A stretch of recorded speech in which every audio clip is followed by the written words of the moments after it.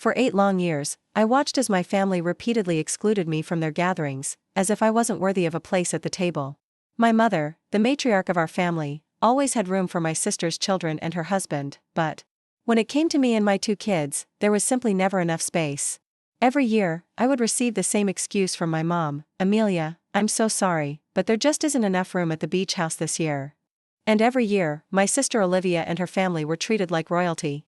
The beach house would be prepared with special care, and my children, Alex and Mia, would have to accept the painful truth that they would never have the same experiences. But something changed. After years of working tirelessly as a freelance graphic designer, struggling to prove my worth, I finally reached a breaking point. I decided to take matters into my own hands.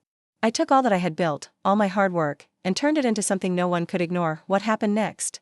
How did I go from being the family failure to the one with a beachfront resort of my own? Stay tuned, because the answer lies in what I did next, and the lesson it teaches about self-worth and ambition. For 8 years, I had watched as my family favored Olivia, my older sister.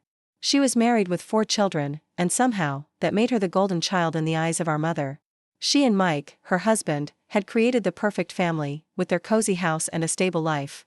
Mike had a good job in sales. Their children, Jack, Ava, James, and Arya, were always well-behaved and involved in every family event. Mom couldn't get enough of them. She'd go above and beyond to make sure Olivia and her family had everything they needed: new beach toys, special food, new clothes for the kids. Everything was ready for their visits, and meanwhile, I would sit quietly on the sidelines, watching. Every year, Mom would call me in March with the same rehearsed apology: "Amelia, I'm so sorry, but there just isn't enough room at the beach house this year. Olivia's family is so big now, and the kids need their space." My kids, Alex and Mia, would sit next to me as I accepted the usual explanation. It was the same story every time. They would hear about how their cousins got to stay in the beach house, how Olivia and Mike were getting the royal treatment, while we had to find something else to do. It wasn't just about the vacation.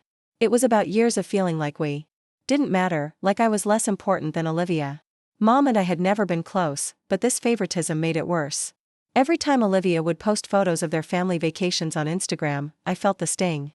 I watched as Olivia's kids made sandcastles on the beach, Mike cooked burgers on the grill, and Olivia relaxed in the hammock with a drink in hand. Meanwhile, my children and I spent our summers at home, either stuck in our small house or going to the neighborhood pool. But the worst part wasn't even the vacation. It was the way Mom constantly belittled my career. I had started my own graphic design firm after my divorce, and I worked tirelessly, putting in 12-hour days to keep the lights on. But Mom didn't understand that. To her, I wasn't working a real job. She'd tell relatives, "Amelia's still figuring things out." It was crushing to hear that. No matter how hard I worked or how successful my business became, to Mom, I was always seen as a failure. Olivia, on the other hand, had her stable family, her husband with a good job, and her 4 children. She was treated like the epitome of success. Last summer, after securing my largest client yet, a 6-figure contract with a software company to overhaul their brand identity, I thought I could finally share my success with the family. But when I told Mom, she responded, "Maybe now you can think about getting a more stable job." Olivia, of course, had to chime in. "Come on, Mom. Amelia likes playing around on her computer. It's not like she's ready for a real career." I was so tired of it all. But it was that moment, the moment when Olivia twisted the knife, that broke me. I realized I was done playing the victim. I didn't respond to Olivia's snide remark, but inside, I was boiling. It wasn't just about a vacation or a job. It was about years of being overlooked, of being treated like I didn't matter. But that was going to change. I had worked hard to get to this point, and I wasn't going to let anyone keep me down anymore. After that conversation, I made a decision. It was time to prove to everyone that I wasn't the failure they thought I was. It was time to show them all that there was enough space in my life, and in my world, for success. By October, everything had changed. I had built something I was proud of, my own thriving business. My graphic design firm had grown to the point where I was turning down clients and making more money than I ever imagined. But still, no one in my family knew about it. I kept everything quiet, continuing to drive my old Honda, living in the same modest house, and dressing the same way I always had. To them, I was still just the unemployed one, still trying to figure things out, but that was about to change. In March, as usual, I received the call from Mom with her familiar speech about the beach house. "Amelia, honey, I'm so sorry. But there just isn't enough room this year. Olivia's family is just so big now, and the kids need their space." This year, however, I wasn't going to let it slide. "No problem, Mom," I said with a calm that surprised even me. Alex, Mia, and I have other plans this year. Oh, that's wonderful, dear. Where are you going? She asked, somewhat surprised. Just a little place I found, I replied. Nothing fancy. That little place I was referring to a seaside haven resort, a small beachfront property I had purchased just a couple of months prior. It wasn't huge, only 12 rooms, but it was perfect for my needs. The previous owners had let it fall into disrepair, but I saw its potential. I managed to buy it for a fraction of its value, and I quickly set to work turning it into something extraordinary. By May, I had spent over $200,000 on renovations. I hired a management company to take care of the day-to-day operations, while I focused on designing the property. I added a stunning infinity pool overlooking the beach, completely refurbished the rooms, and transformed the restaurant into a high-end dining experience. I named it Seaside Haven Resort, and it was everything I had dreamed of, and more. I was proud of what I had created. This was mine, and I had built it from nothing. In June, the resort opened its doors with a soft opening. The reviews were already fantastic. We had a few paying customers, and everything ran smoothly. It was like something out of a luxury travel magazine, and I couldn't have been more excited. Meanwhile, Olivia was busy posting pictures of her family's annual vacation at my mother's beach house. Photos of the kids shopping for beach clothes, Mike loading the car with all their gear, and Olivia writing notes about how excited she was for another year of family tradition at Grandma's place. It was the same old story, but this year, things were different. I didn't tell Mom or Olivia about my resort. I kept it quiet, as I always had. But I wasn't going to be excluded again. I wasn't going to accept being the afterthought. I wasn't going to let my children feel like they didn't matter, like they weren't worthy of spending time in a beautiful place with their family. So, I made plans for my own family vacation. In the first week of July, I drove to Seaside Haven with Alex and Mia. We checked into the best suite in the resort, a 2-bedroom beachfront room with a private balcony and direct beach access. When we entered the suite, Alex and Mia couldn't believe it. Mom, this place is incredible. Mia exclaimed, running around the room. Are we really staying here for 2 whole weeks? Yes, baby girl, I said, smiling at them. We sure are. And for the next 2 weeks, we lived like we'd never lived before. We spent our days on the private beach, eating 5-star food at the resort restaurant, swimming in the infinity pool, and participating in all the activities I had planned, including horseback riding, deep-sea fishing, and kayaking. It was a vacation I had always dreamed of giving my kids, but more than that, it was a vacation where I finally felt like I belonged. But this was just the beginning. In August, after a truly unforgettable vacation with Alex and Mia, I decided to take things a step further. I wasn't just going to enjoy my success, I was going to share it. It was time to give back to the family who had always made me feel like I didn't belong. But this time, things would be on my terms. I started by reaching out to family members who had always been kind to me, those who had never looked down on me or my children. I wanted to treat them, to show them what my hard work had achieved, and to create a space where I could share my success with the people who mattered most. I first called my Uncle Benjamin and Aunt Carol. They had 3 children around Alex and Mia's age, and they had always been warm and welcoming. Hey, Uncle Benjamin, I wanted to invite you and Aunt Carol to spend Labor Day weekend at Seaside Haven, I said. Everything's on me, food, activities, accommodations, just want to treat the family to something special. Amelia, that's incredibly generous, but we couldn't possibly, Uncle Benjamin said, his voice filled with surprise. I insist, I responded. I've had a really good year business-wise, and I want to share it with the people who matter to me. Aunt Carol added her voice, are you sure? We're not used to being treated like this. I'm sure, I said, my voice firm but kind. I want to give back to the people who have been there for me and my kids when we needed it most. Next, I called my cousin David and his wife Jennifer. They had 2 teenagers, and they had been through a tough time financially since Jennifer had been laid off. David, how would you guys like to spend a long weekend at a 5-star resort? My treat. I know money's been tight, and I thought the family could use a break. David sounded shocked but grateful. Amelia, that's so kind of you. We've never had a vacation like this. I just want to give you guys the chance to relax, I said. I know how hard it's been, and I think you deserve this. I didn't stop there. I called my father's sister, Aunt Nancy, and her husband. And I reached out to the Martinez family, distant relatives who had always treated me with kindness. I wanted everyone who had ever been good to me and my children to experience this. I wasn't going to let Olivia or Mom decide who was worthy of a place in the family. By the time I was done, I had invited 22 members of my extended family to spend Labor Day weekend at Seaside Haven. I had booked the entire resort, hired a private chef to prepare all the meals, and scheduled activities for everyone, from horseback riding to guided beach walks to cooking classes. This was going to be a celebration of everything I had achieved, and I wanted to share it with the people who truly appreciated me, but there was one group I didn't invite: my mother and Olivia. The weekend was incredible. Everyone was amazed by the resort. My relatives kept telling me how beautiful it was and how well everything was run. It was everything I had worked for, and it felt good to see them enjoy it. But the best part was the feeling of freedom. I wasn't playing second fiddle anymore. My family was finally recognizing what I had done. On Saturday evening, Uncle Benjamin pulled me aside. "Amelia, this is unbelievable. You've really done something special here," he said, his voice filled with pride. "Your mom must be so proud." "Mom doesn't know about this," I said casually. Uncle Benjamin looked confused. "What do you mean? Why didn't you invite her?" "Because for 8 years, Mom has told me there's not enough room at the beach house for me and my kids," I replied. "Every single year, we've been excluded from the family vacation because Olivia's family took up all the space. This year, I decided to host my own family gathering, and unfortunately, there just wasn't enough room for everyone." The truth spread quickly throughout the group. Everyone knew about the yearly exclusions. They had all heard the excuses and seen Olivia's remarks. Some of them had even questioned Mom quietly, wondering why I was left out every summer. The next morning, as everyone was checking out, my phone rang. It was Mom. "Amelia, where are you? Benjamin just called me with some ridiculous story about you owning a resort. That can't be true." "It's true, Mom," I replied calmly. There was a long pause on the other end. "How is that possible? You don't have that kind of money." "Apparently, I do," I said, my voice steady. "I've worked hard for this, and it's mine now."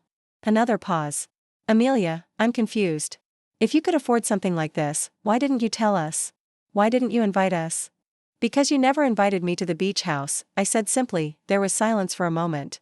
"Amelia, I don't understand." "Neither do I, Mom," I replied. "But for the first time in my life, I'm doing things my way." The conversation with my mom didn't end there. It didn't end for days. She called me every single day after the Labor Day weekend, sometimes in tears, sometimes angry, always demanding to know why I had punished her and Olivia. "I raised you better than this, Amelia," she would say, her voice filled with hurt. "This isn't how family treats each other." But I had heard those words too many times before, the same ones she used to justify her treatment of me. She had never once apologized, not for the years of exclusion, nor for making me feel less than Olivia. I didn't need her apology anymore. I had my own life now. But she wasn't ready to accept that. The calls kept coming. "Amelia, you're being unreasonable," she'd say. "You can't just shut us out like this. We're your family." And I would respond the same way every time: "Mom, family doesn't treat each other like this. You've treated me as an afterthought for years, and I'm done pretending it doesn't hurt." As the weeks went on, Olivia decided to take a different approach. She started telling other family members that I was being harsh and nasty, that I was hurting innocent children because of some perceived slight. She tried to paint me as the villain, but it didn't work. The family members who had attended the resort weekend knew the truth. They had seen how I had been treated for all these years. They knew how Mom and Olivia had ignored my feelings, how they had excluded my kids while lavishing attention on Olivia's. Uncle Benjamin, always the voice of reason, reached out to Mom. "Evelyn," he said, "that girl has been nothing but gracious for years while you've treated her like a second-class family member. Now she's more successful than any of us, and she's sharing that success with people who appreciate her." Aunt Carol chimed in, "The way Olivia talks to Amelia is appalling. Amelia has every right to celebrate her success with people who support her." Hearing those words from my relatives meant the world to me.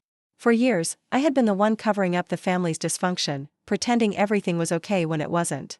But now, I didn't need to pretend anymore. I had built something real.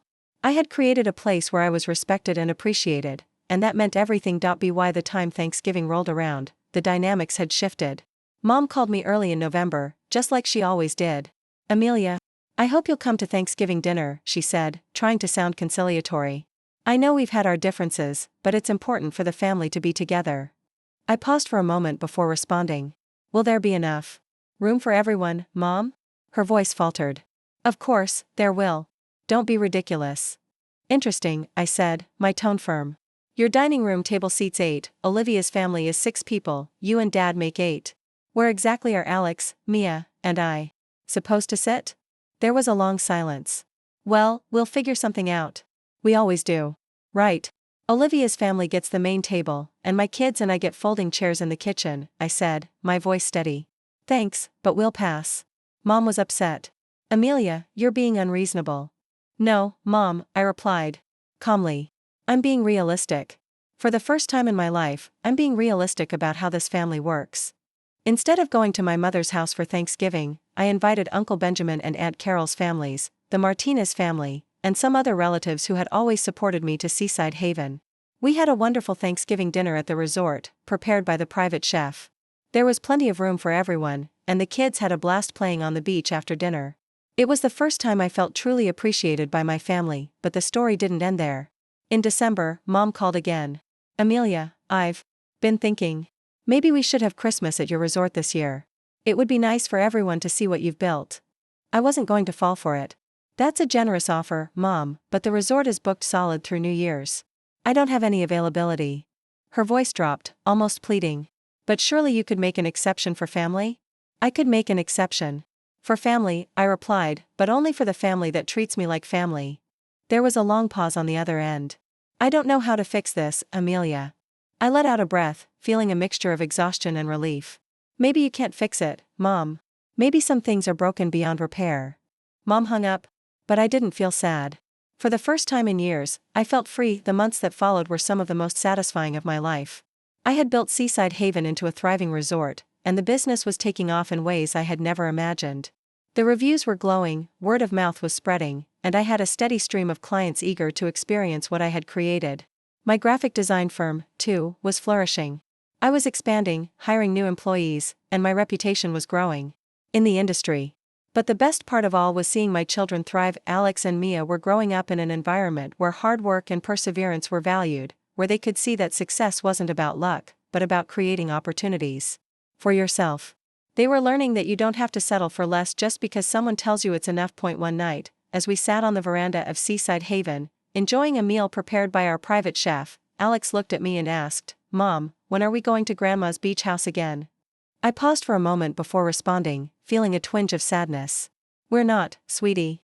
We don't go there anymore. Why not? He asked, a look of confusion on his face. I smiled gently at him. Because we have our own place now. And it's better than Grandma's beach house. We don't need to rely on others to give us a spot anymore. We've built our own home. Alex's face lit up, and I could see the pride in his eyes. Mia chimed in, Mom, do you think Grandma will ever come to our resort? I don't know, sweetie, I said, my voice soft but resolute. Maybe one day. But right now, we have to focus on what makes us happy. The next few months passed in a blur of success. Seaside Haven was consistently booked, and I had already started making plans to expand the resort. I was considering buying a second property, a beautiful mountain retreat in North Carolina, and turning it into a luxury wellness resort. My graphic design firm was growing, and I had more clients than I could handle.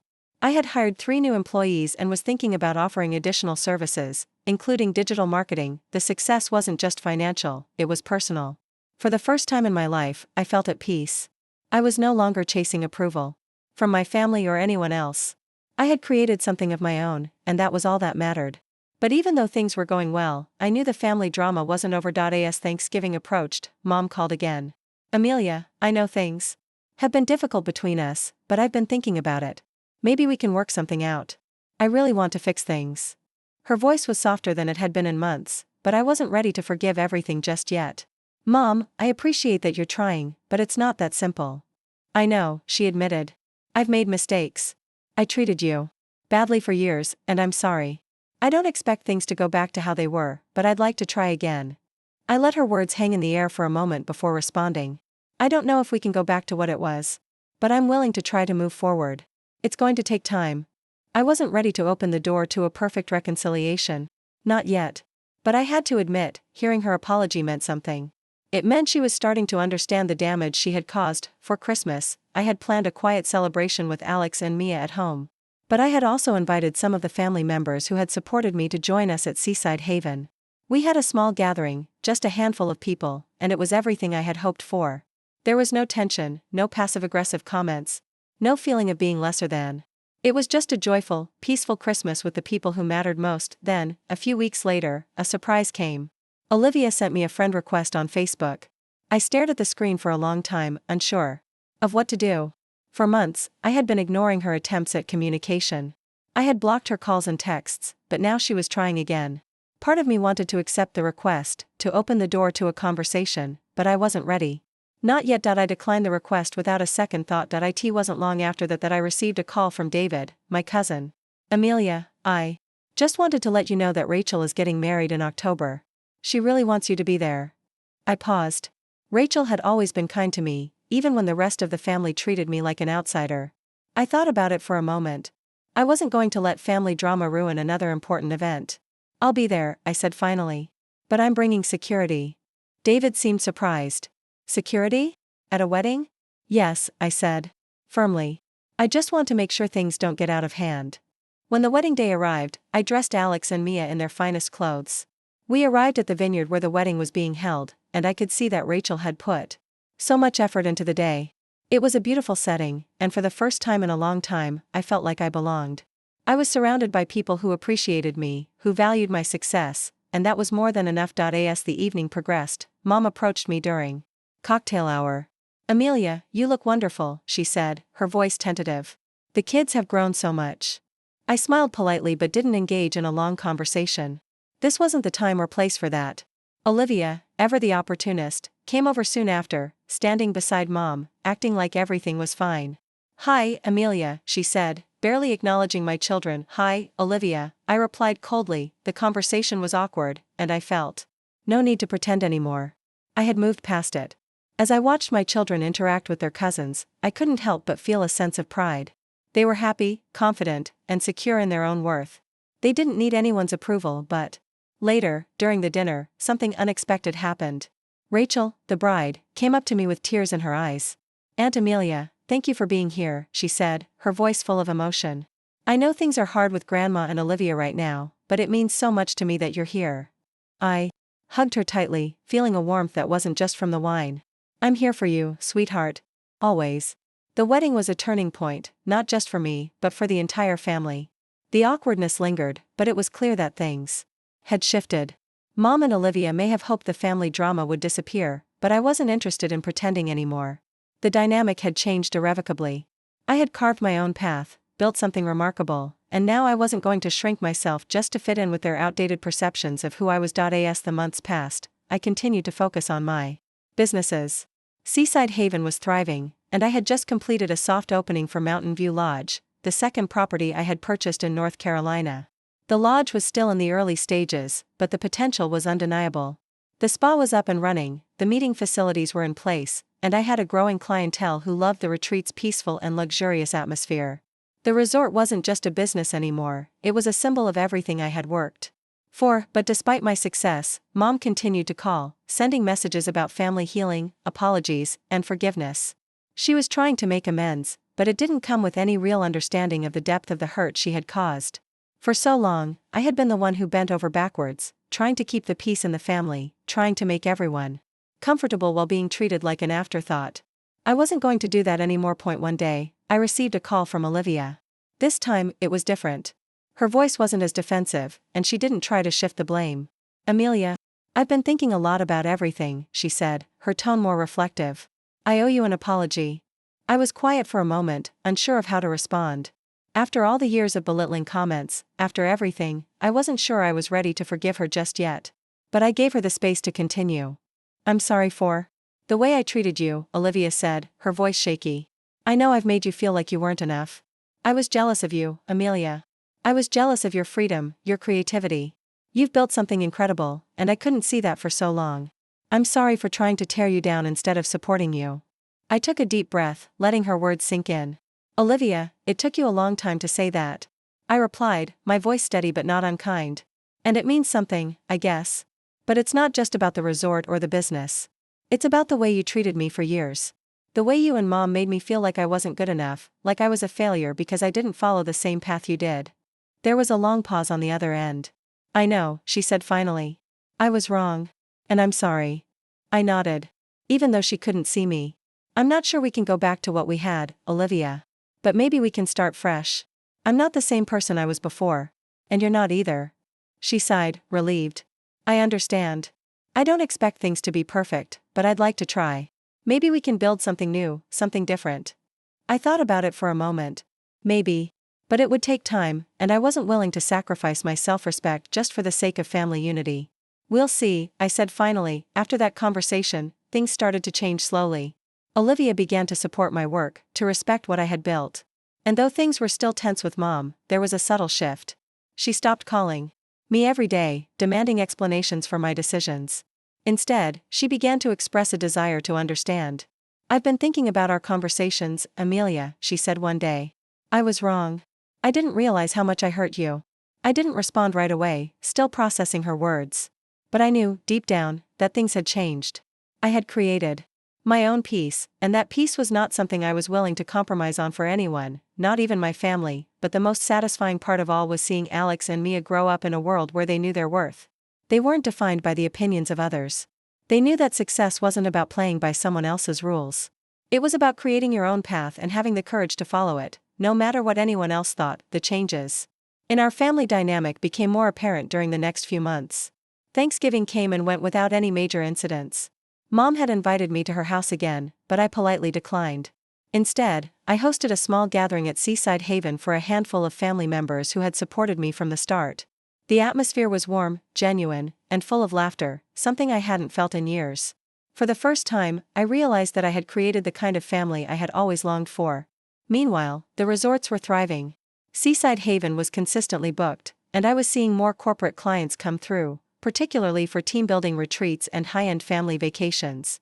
Word of mouth was working wonders, and every weekend, I was greeted by guests who were eager to experience the luxury I had worked so hard to provide. The positive reviews continued to pour in, and the recognition from travel and lifestyle publications was starting to roll in too. But even with all the external validation, what mattered most was how I felt. I had built this from the ground up, and I was finally at peace with the choices I had made. But despite my success, the shadow of family tension still lingered. Mom and Olivia had tried to reach out again, this time with more sincerity. I appreciated their attempts, but I wasn't in a rush to jump back into the fold. I had learned that family didn't always mean loyalty, and sometimes, the people you considered family could be the ones who hurt you the most. In the following months, the family's perception of me started to shift. It was no longer just the girl who couldn't get her life together, but rather the woman who had built an empire from nothing. Olivia, in particular, began to change. The constant remarks about my unreal career were replaced with compliments about the resorts. She stopped making snide comments about my job and started asking for advice on business matters. It was strange at first, but I didn't mind. I had worked hard to get to this point, and I wasn't about to let anyone diminish that. Still, I couldn't ignore the lingering tension. Every now and then, my mother would reach out with her usual attempts at reconciliation, asking if I'd reconsider spending the holidays with her and Olivia. I would politely decline, explaining that I had other plans with the people who had supported me. It wasn't about punishing her anymore, it was about maintaining boundaries.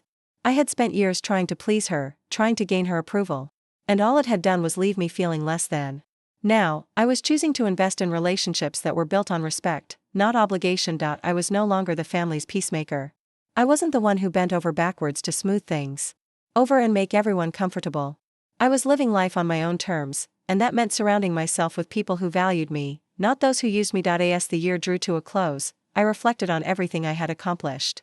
Seaside Haven was a success. Mountain View Lodge was quickly becoming another favorite among guests, and my graphic design firm had transformed into a full-service digital agency with 15 employees.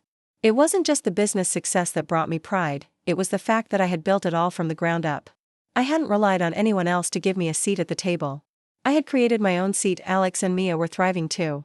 They had learned valuable lessons about self-worth, perseverance, and the importance of standing up for themselves. They were growing into confident, self-assured kids who knew their worth. For the first time, I felt like I was raising them in a world where they could dream big and achieve whatever they set their minds to. The most significant change, however, was within myself. I had shed the weight of years of feeling inadequate and unappreciated. I had let go of the need for validation from people who couldn't see my worth. I had created my own version of success, and it was better than anything I had ever imagined. One night, as I stood on the deck of Seaside Haven, looking out at the waves crashing against the shore, I made a resolution for the new year. I was no longer going to apologize for my success. I was no longer going to shrink myself to make others feel comfortable. The life I had built was mine, and I was going to continue living it on my own terms. As 2026 began, my life had taken a sharp turn from the one I had once lived. Seaside Haven and Mountain View Lodge were now well-established resorts, each with a loyal customer base. The feedback was overwhelmingly positive, and I had built a reputation as someone who knew how to create an unforgettable experience. But, more than that, I had created a life where I was no longer dependent on anyone else's approval. However, despite all my success, there were still moments of doubt. I found myself thinking back to the years I spent trying to fit into my family's expectations, trying to please a mother who would never truly understand me. But as I watched my children grow stronger and more independent, I realized that the most important thing wasn't family approval. The most important thing was that my children understood the value of hard work and perseverance. They were proud of what I had achieved, and that, for me, was enough. It was during this time of reflection that I received an unexpected message from Rachel, the bride from the wedding I attended months earlier. "Aunt Amelia," she wrote, "I know things have been complicated with Grandma and Olivia, but I just wanted to say thank you again. What you did for the family with Seaside Haven, it was life-changing for us." I sat back for a moment, feeling the weight of her words. Rachel had been one of the few family members who truly understood what I had done. She wasn't blinded by jealousy or bitterness. She saw my hard work for what it was. And in that moment, I realized just how much my actions had impacted others. Later that week, I received a call from Uncle Benjamin. "Amelia, I just wanted to tell you how proud I am of what you've done. You've really changed the course of your life and the lives of those around you. I can see how much effort you've put into this, and I want you to know that I admire what you've created." His words struck me deeply. For so long, I had felt like the family failure. But now, I was finally being recognized for my achievements, not just by my extended family but by people who had been there for me when I needed support the most. In the months that followed, Olivia and I continued to have conversations, albeit awkward ones. She still wasn't quite sure how to approach me. But I could tell that things had shifted. She had stopped making judgmental remarks about my career and had started showing more respect. I didn't know if we would ever be close again, but there was a mutual understanding now. She had apologized for the hurtful things she had said, and I had learned to accept her apology, not because I needed it, but because it was a step forward. Mom, on the other hand, continued to try to rebuild our relationship. She made efforts to show that she understood the hurt she had caused, but I wasn't convinced that she fully realized the depth of her actions. She would occasionally send me messages about family healing and reconciliation, but I couldn't shake the feeling that she was more focused on repairing the image of our family than on truly understanding how her favoritism had affected me. Still, I wasn't going to let that dictate my happiness anymore. I had spent too many years seeking her approval. Now, I was content in the life I had built, one where my success didn't depend on anyone else's opinion. At Seaside Haven, business was booming. I had a solid team in place, and I had already started thinking about expanding into a third property in Colorado. My graphic design firm had become a full-service digital agency, and I was excited about the future. Every client, every project, and every new challenge felt like a victory. But beyond the business achievements, I had found peace. I had learned to prioritize my own needs and desires. Alex and Mia were flourishing, too. They were confident and driven, with big dreams of their own. Alex had begun expressing an interest in entrepreneurship, and Mia had decided she wanted to become a chef. Both of them had seen firsthand how hard I worked and how I built something from nothing. They weren't looking for handouts, and they weren't relying on anyone else to give them their success. They understood the value of hard work and perseverance, and they knew that no one could take that away from them. As the year continued, I found myself at a crossroads. I could continue to play the role of the family peacemaker, trying to smooth over the tensions with Mom and Olivia, or I could move forward, continuing to focus on my business and my own happiness. I knew which path I had to take. I had already sacrificed enough of my own well-being for the sake of family harmony. Now, it was time to prioritize myself and my children. The shift in my life was not just about success in business, it was about understanding my own worth. I had spent so many years working hard to gain approval from a family that never seemed to appreciate me, always feeling like the outsider. But now, I knew my worth wasn't defined by anyone else's standards. It was defined by me, and that realization gave me a sense of freedom I'd never known before. As the new year began, I took a step back and looked at everything I had achieved. Seaside Haven was fully booked for months, and Mountain View Lodge had already established a loyal clientele. My graphic design business had transformed into a full-service digital agency with an expanding team. I was hiring people, making decisions that shaped the future of my company, and I had become the businesswoman I had always hoped to be. The growth was overwhelming, but it felt good. It felt earned. But beyond the financial success, something more profound had shifted. I was no longer the person who felt small in a world where everyone else seemed to have it together. I had grown into someone who understood that being successful didn't mean conforming to someone else's idea of success. I had built my life and my business on my own terms, and that was the most powerful thing I had ever done. During the spring, I received an invitation from Rachel for her engagement party. I had been invited to many family events in the past, but I had always felt like an outsider, like I didn't belong. This time, however, I was different. I wasn't worried about how others would perceive me or how I would fit into the family dynamic. I was just Amelia, the woman who had built her own success, created her own happiness, and was no longer trying to fit into someone else's box. The engagement party was a low-key affair, and I decided to attend with Alex and Mia. We dressed up, looking sharp, and I could see how proud my kids were. Rachel greeted us warmly when we arrived. "I'm so glad you could come, Aunt Amelia," she said, giving me a hug. "You've been such a huge support to the family, and I really admire everything you've accomplished." Her words, simple as they were, meant the world to me. Here was a young woman who recognized the effort I had put into everything, not just the business, but into rebuilding my life. It was moments like this that made everything worthwhile. The party was relaxed, filled with family members I hadn't seen in a while. Olivia was there with her family, and for the first time, I didn't feel the tension I had once felt around her. She had softened. She had acknowledged her mistakes, and while things would never be perfect between us, there was a level of mutual respect. I could see that she had started to understand what I had been through, and she no longer made those biting remarks about my career or life choices. As the night went on, I found myself laughing, chatting with relatives, and feeling like I truly belonged. It wasn't about the superficial appearances or the family politics anymore. It was about being comfortable with who I was and knowing that I had earned my place in the world, both within my family and in my own life. When the night came to a close, I received a message from Mom. "Amelia, I want to talk. I've been thinking a lot about everything, and I know things aren't perfect, but I want to try to make things right." I wasn't sure what to say. I had heard this from her before, and I wasn't convinced that she truly understood the extent of the pain she had caused. But I was no longer angry. I had let go of that. "Mom," I replied, "I'm happy to talk, but things are different now. I've built something that's mine, and I'm not going to shrink myself for anyone anymore." She didn't respond immediately, and I didn't expect her to. But the fact that she had reached out, genuinely this time, was progress. It wasn't a quick fix, but it was a start. I knew that I had done everything I could for my family. I had shown up, tried to make things work, and supported them even when it felt like I was being overlooked. But I also knew that I couldn't keep sacrificing myself for people who didn't value me. I had to prioritize my own well-being, my success, and the happiness of my children. Seaside Haven had become a symbol of everything I had achieved. Not just a business, but a testament to my resilience, my drive, and my refusal to settle for less.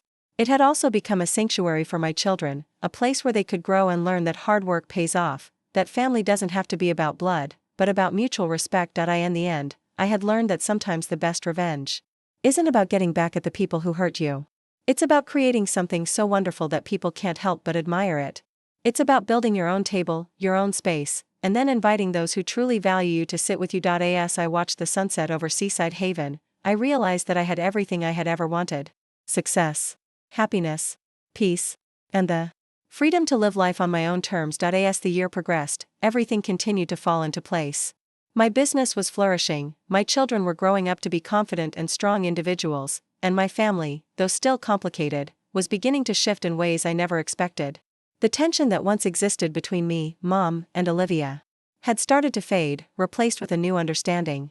It wasn't perfect, and it wasn't easy, but I was learning to accept that healing takes time, and that not all relationships are meant to be exactly what we imagine them to be. Sometimes, they evolve into something different, something better. By the summer, I had expanded my business once again. I had started looking into a third property, a luxurious retreat in the mountains of Colorado. The success of Seaside Haven and Mountain View Lodge had given me the confidence to take on new challenges, to dream bigger. My vision for the future was clearer than ever, and the thought of expanding into new regions, creating new spaces for people to experience the luxury and peace I had created, filled me with excitement. I had also begun to focus more on giving back. I had seen firsthand how hard work, dedication, and a little bit of luck could change the course of your life. Now, I wanted to help others do the same. I started mentoring aspiring entrepreneurs, particularly women who, like me, had to start from scratch. It felt good to pay it forward, to help others create their own paths to success, just as I had done. One afternoon, as I sat in my office overlooking the beach, I received a message from Rachel. Aunt Amelia, I just wanted to say thank you. Again for everything. The weekend at Seaside Haven was one of the best times I've ever had with the family. You've really changed everything for us. You've shown me that we can build our own lives, just like you did." Her words stuck with me. Rachel, the young woman who had once been a quiet observer of the family's dynamics, was now someone who truly understood the power of creating your own success. I had helped her see that life wasn't about fitting into someone else's idea of success. It was about building your own path, no matter how difficult it seemed. The following month, I was back at Seaside Haven with Alex and Mia. We spent the weekend just enjoying the peaceful surroundings, the beautiful beach, and each other's company. As I watched them play in the sand, I couldn't help but smile. This was what I had worked for, the opportunity to give them a life where they didn't have to settle, where they could chase their dreams and know that they were worthy of everything they desired. That weekend, something shifted.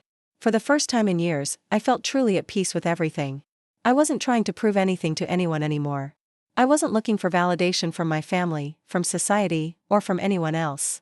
I had created a life I was proud of. And I was content in the knowledge that I had done it on my own terms. I had learned the most important lesson of all, that success isn't about what others think of you or how they perceive your journey. It's about finding your own way, building something meaningful, and, most importantly, knowing your worth. Seaside Haven wasn't just a business, it was a representation of my own transformation. It symbolized my strength, my determination, and my refusal to let others define who I was or what I could achieve. I had built it from nothing, and now it was thriving. It was a testament to everything I had overcome, and everything I had become. Looking out over the ocean, I realized that I was exactly where I needed to be. I had built my own room at the table. I had created my own space. And now, I was living the life I had always dreamed of, surrounded by people who truly valued me.